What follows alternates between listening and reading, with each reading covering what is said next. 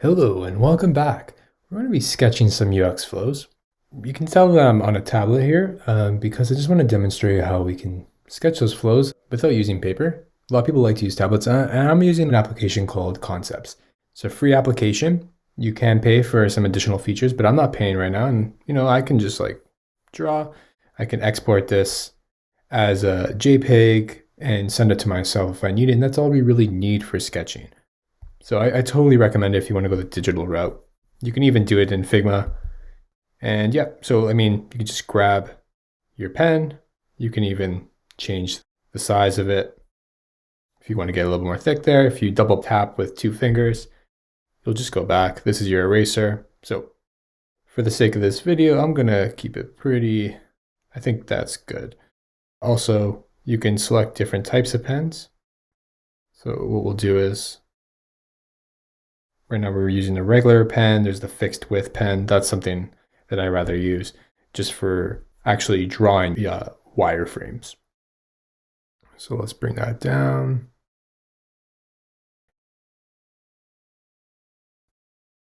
I think that's a little too thick. Okay, perfect. Now we're ready to go. Here we're going to be focusing on a user's experience through certain journeys, both big and small. Before we even jump into those types of journeys, I just want to give you a little understanding of what I'm asking myself every time I approach something like this.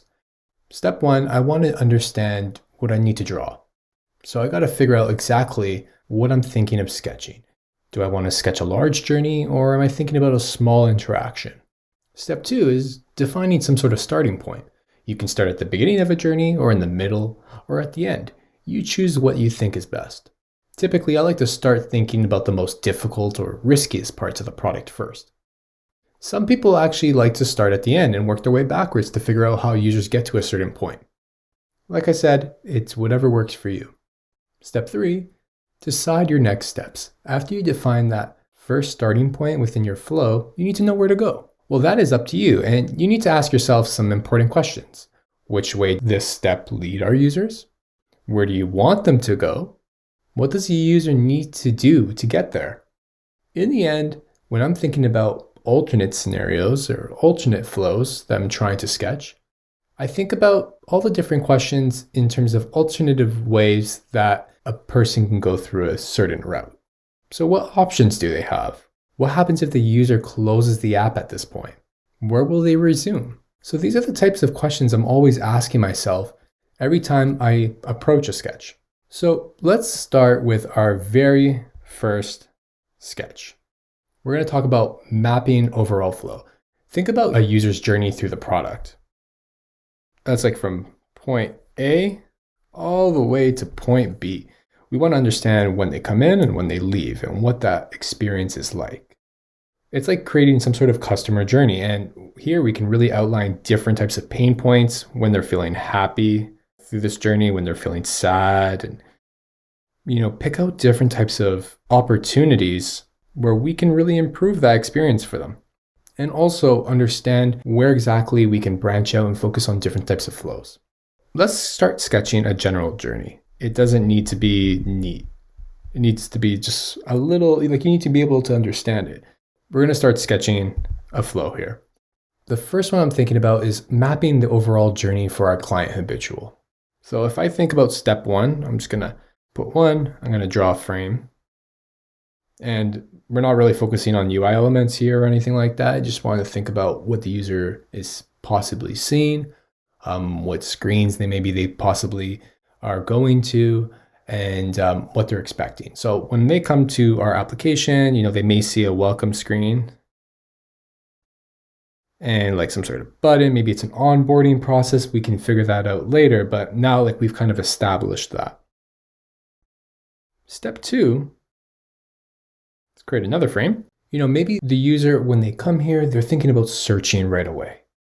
They want to find a product. That's why they would use something like Habitual. So what I'm going to do is I'm going to just draw like maybe home screen. That looks like a queue. That still looks like a cube. That's fine. We're going to just draw like some boxes. Okay, so they come to this home screen and what they're going to do is they're going to search for a product.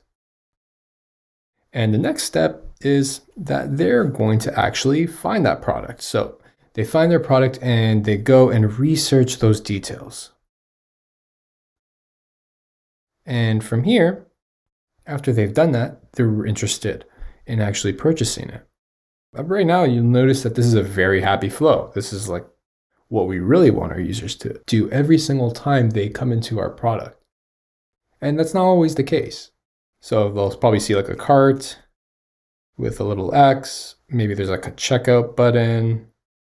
There are details of whatever they're purchasing, whatever product they want to buy. And if we move that over, okay, a little messy, but that's okay. I mean, we're getting a general sense of what this journey is looking like.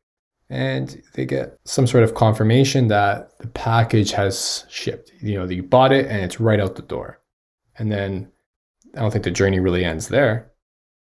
We need to think about what happens after it's shipped. In this scenario, it's delivered and the user is happy. So this is what our whole flow starts to look like. User comes in and is welcomed by us. They search for a product. They find that product and review it, add it to their cart and check it out. The package ships and it is delivered to them and everyone is happy. Now that always doesn't happen, and this is where I'm asking myself, well, we asked ourselves the question of what the goal was. The goal was to sketch the whole journey. We thought about what steps come next, but we didn't really think of alternate scenarios. So what happens if they can't find their product? There's a scenario there. If they can't find their product, maybe they have to go through some category searches. So they start searching based off of categories, or they start maybe reading reviews. There's different things that we need to always take into account. Not very rarely, and this is an assumption, and we always try to validate our assumption, but my assumption is that very rarely that everyone goes through the same exact flow. Maybe they want to read reviews. So we're starting to think about all the different types of scenarios that a user may experience in their journey. Maybe over here, they're happy. So we can give them a good onboarding experience. And over here, when they're searching, maybe they're a little confused. And maybe this is a great way to implement a really easy search experience that makes them happy. Oops. So maybe we can really capitalize on that opportunity. We really need to think about who our users are and what they really want to experience when they're moving through our app. So that's how you map an overall flow using sketching. And if you wanted to, like I said before, you can just export this, bring it into Figma, clean it up a bit, and start thinking about it there if you want to. But that's how you map an overall flow.